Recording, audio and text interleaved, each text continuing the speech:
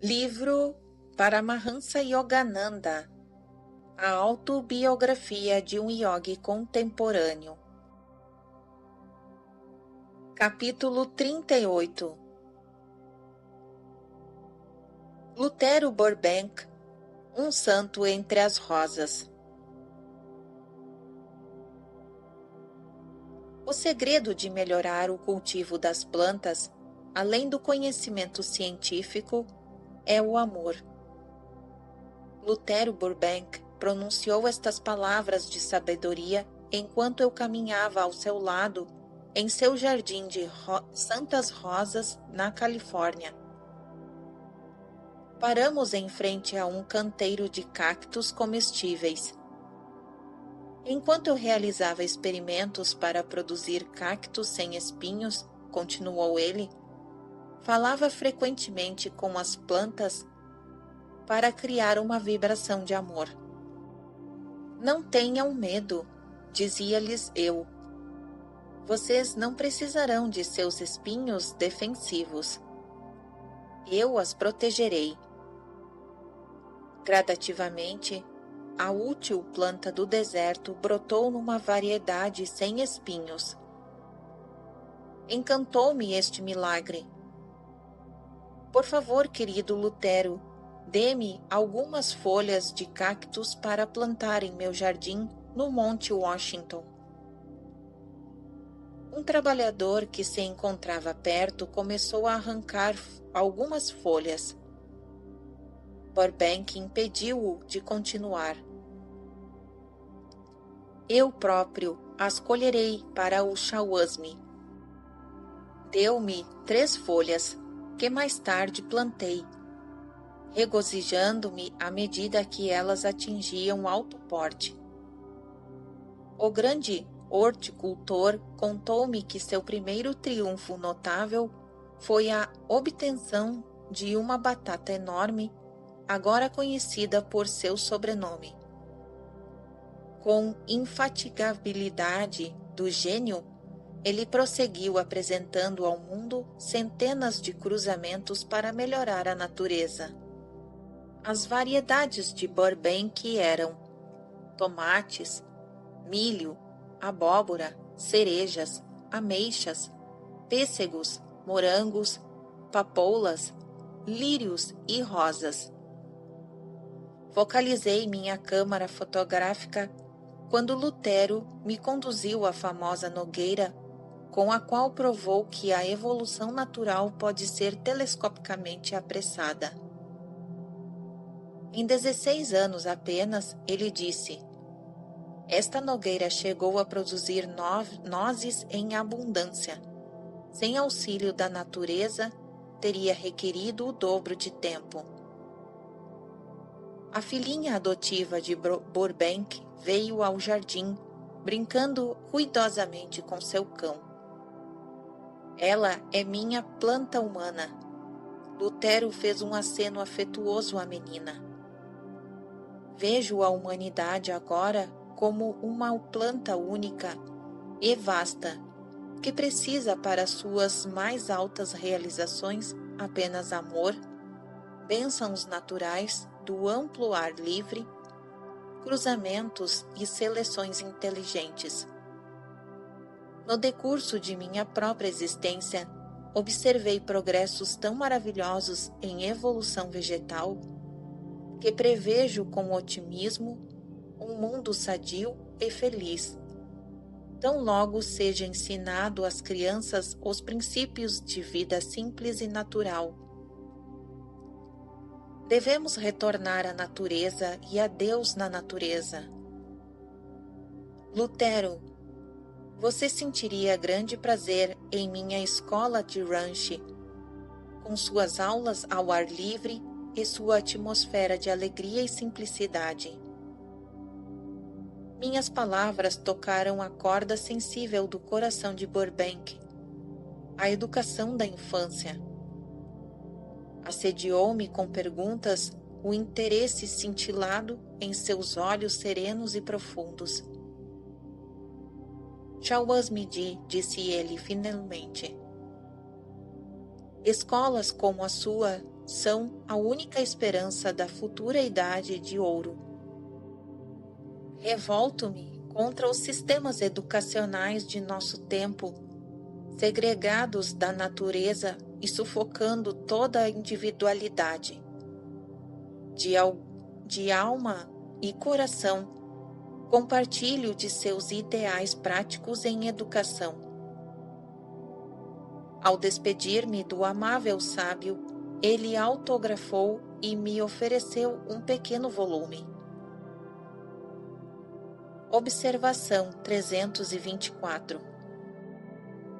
Burbank deu-me também uma fotografia sua autografada. Guarda-a com o mesmo zelo e estima com que no passado um comerciante indiano guardava um retrato de Lincoln. O hindu, encontrando-se nos Estados Unidos durante a Guerra Civil, sentia tanta admiração por Lincoln que não desejava regressar à Índia, antes de obter um retrato do grande emancipador. Plantando-se inflexivelmente na porta da casa de Lincoln, o comerciante se recusou a ir embora enquanto o assombrado presidente não lhe permitisse contratar os serviços de Daniel Juntignon, famoso artista de Nova York. Terminado o retrato, o hindu levou em triunfo a Calcutá.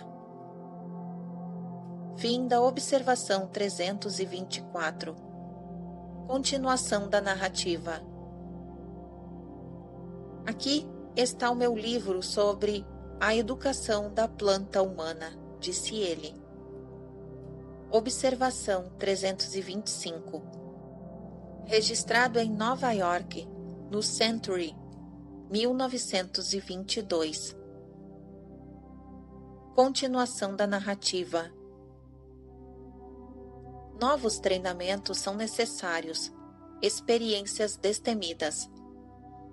Às vezes, as tentativas mais audaciosas ignoram fazer surgir o que havia de melhor nas flores e nos frutos. Também as inovações educacionais para as crianças deveriam tornar-se mais frequentes e corajosas. Li o pequeno livro com intenso interesse. Seu olhar vislumbrava um futuro glorioso para a raça humana quando ele escreveu. Segue um trecho agora. A coisa viva mais teimosa nesse mundo, a mais difícil de torcer, é uma planta. Uma vez fixada em certos hábitos, recorde que essa planta preservou sua individualidade através das eras. Talvez seja uma cuja existência possa ser retraçada através de milênios, aferrada às próprias rochas, nunca tendo variado em qualquer medida durante todos estes longos períodos. Você supõe que depois destes séculos de repetição, a planta não se tornou possuidora de uma vontade, se assim se pode chamar, de uma tenacidade sem paralelo? Em verdade, as plantas, como certas palmeiras, tão persistentes que nenhum poder humano ainda conseguiu modificar, a vontade humana é débil comparada à vontade de uma planta. Mas veja como essa teimosia vegetal de milênios se quebranta simplesmente pela mistura à sua de uma nova vida através do cruzamento. Opera-se uma modificação completa e poderosa nela. Então, ocorrida a mudança, é preciso fixá-la por supervisão e seleção pacientes durante sucessivas reproduções. E a nova planta se desenvolve em seu novo rumo para jamais voltar ao antigo. Aquela vontade tenaz foi vencida e alterada definitivamente. Quando chegarmos a algo tão sensível e maleável como a natureza de uma criança, o o problema torna-se imensamente mais fácil. Atraído magneticamente por este grande norte-americano, visitei-o repetidas vezes. Certa manhã, cheguei ao mesmo tempo que o carteiro. Este depositou no escritório de Burbank cerca de 1 milhar de cartas. Horticultores escreviam-lhe de todas as regiões do mundo. Shawaz-me-di, sua presença é justamente a desculpa que preciso para sair ao jardim, disse Lutero com alegria. Abriu uma grande gaveta na escrivaninha, contendo centenas de folhetos turísticos. Veja, disse ele, é assim que viajo. Preso às minhas plantas e às correspondências, satisfaço o meu desejo de conhecer terras estrangeiras, lançando de vez em quando um olhar a estas gravuras. Meu carro havia estacionado diante de seu portão. Lutero e eu percorremos as ruas da pequena cidade, cujos jardins se coloriam com variedades de rosas, Peachinblau, Santa Rosa e Burbank. O grande cientista recebera a iniciação em criar durante uma de minhas visitas anteriores. Pratico a técnica com devoção, Shawaz-me-di, disse-me ele. Depois de me fazer muitas perguntas, bem refletidas sobre vários aspectos da yoga, Lutero comentou vagarosamente. O Oriente possui, em verdade, imensos tesouros de conhecimento que o ocidental mal começou a explorar. Observação 326. O Dr. Julian Huxley, famoso biologista inglês e diretor da Unesco, afirmou recentemente que os cientistas ocidentais deveriam aprender as técnicas orientais para entrar em estado de transe e controlar a respiração. O que acontece? Como é possível? Perguntou ele. Um despacho da Associated Press, em 21 de agosto de 1948, informava: o Dr. Huxley disse aos membros da nova Federação Mundial em prol da saúde mental que fariam melhor se examinassem a literatura mística do Oriente. Se esta literatura fosse investigada cientificamente, aconselhou ele aos especialistas em psicologia, então penso que se avançaria um enorme passo em seu campo. Fim da observação 326. Continuação da narrativa. A comunhão íntima com a natureza lhe desvendou muitos de seus segredos dos mais ciosamente guardados. Dera a Burbank uma veneração espiritual sem limites. Às vezes, sinto-me muito mais próximo do poder infinito, confidenciou-me timidamente. Sua face sensível, modelada em beleza, iluminou-me com as reminiscências. Sou então capaz de curar pessoas doentes ao meu redor e também muitas plantas enfermas. Falou-me de sua mãe, uma cristã sincera. Muitas vezes depois de sua morte, disse Lutero, fui abençoado por sua aparição. Nessas visões, ela tem falado comigo. Com relutância voltamos à sua casa e àquelas milhares de cartas à espera. Lutero, observei. No próximo mês começarei a publicar uma revista destinada a ser um repositório de verdades do Oriente e do Ocidente. Por favor, ajude-me a escolher um nome conveniente para esta publicação. Discutimos algum tempo sobre títulos e finalmente concordamos na escolha de East-West, Oriente-Ocidente. Observação 327. Este nome depois foi rebatizada em 1948 com o nome da Self-Realization Magazine. Continuação da narrativa. Quando já havíamos retornado a seu escritório, Burbank deu-me um artigo de sua autoria sobre a ciência e civilização.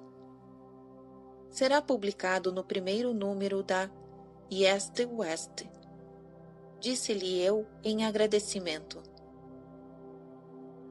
Quando nossa amizade cresceu em profundeza, chamei a Burbank de meu santo norte-americano.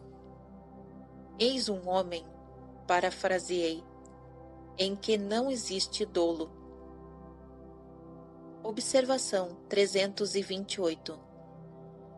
Registrado em João 1, versículo 47. Continuação da narrativa. Seu coração era insondavelmente profundo, há longo tempo familiarizado com a humildade, a paciência e o sacrifício. Seu pequeno lar entre as rosas era austeramente simples. Ele conhecia a inutilidade do luxo, a alegria de ter poucos pertences.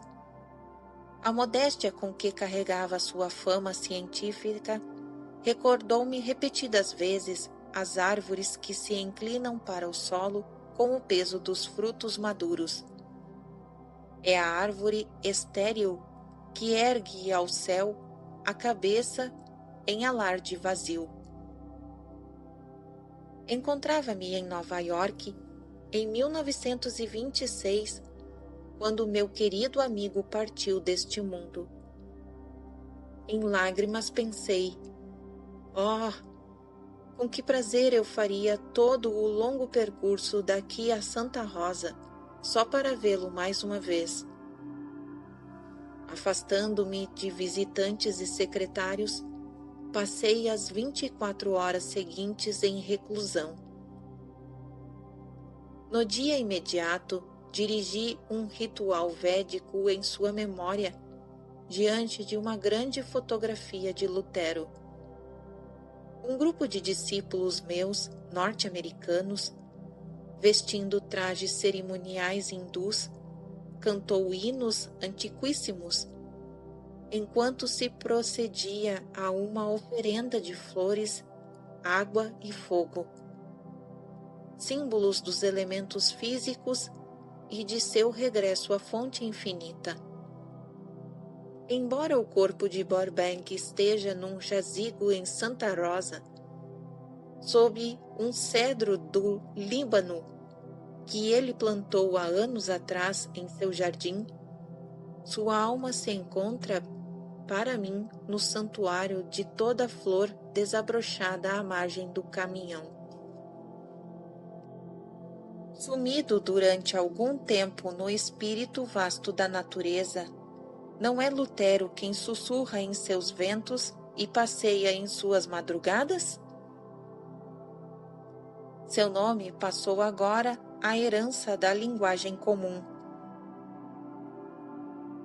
Classificando Burbank como verbo transitivo no Dicionário Internacional de Webster, assim o define: cruzar ou enxertar uma planta. Daí, figuradamente, melhorar, qualquer coisa seja um processo ou instituição, pela seleção de boas características e rejeição das más, ou pelo acréscimo de boas características. Amado Burbank, exclamei depois de ler a definição. Seu próprio nome é agora um sinônimo de bondade. Segue agora uma das últimas cartas que Burbank escreveu sobre o sistema de Yogoda de Shawasmi. Lutero Burbank, Santa Rosa, Califórnia, USA. Examinei o sistema de Yogoda de Shawasmi e, em minha opinião, é ideal para treinar e harmonizar as naturezas físicas, mental e espiritual do homem. O objetivo do Shawasmi é estabelecer em todo o mundo escolas que ensinem a viver, onde a educação, longe de se limitar apenas ao desenvolvimento intelectual, abrangerá também o treinamento do corpo, da vontade e dos sentimentos. O sistema Yogoda, de desenvolvimento físico, mental e espiritual, oferecendo métodos simples e científicos de concentração e meditação, permite a solução de muitos dos complexos problemas da vida para que a paz e a boa vontade reinem sobre a Terra. O Shawasmi tem um conceito de educação que é simples, bom senso, livre de todo o misticismo e impraticabilidade. Do contrário, não teria a minha aprovação. Apraz-me ter a oportunidade de unir-me de coração ao Shawasmi em seu apelo em prol das escolas internacionais que ensinem a arte de viver, as quais, se estabelecidas, assegurarão um futuro melhor que tudo quanto conheço. Lutero Burbank. Fim do capítulo 38.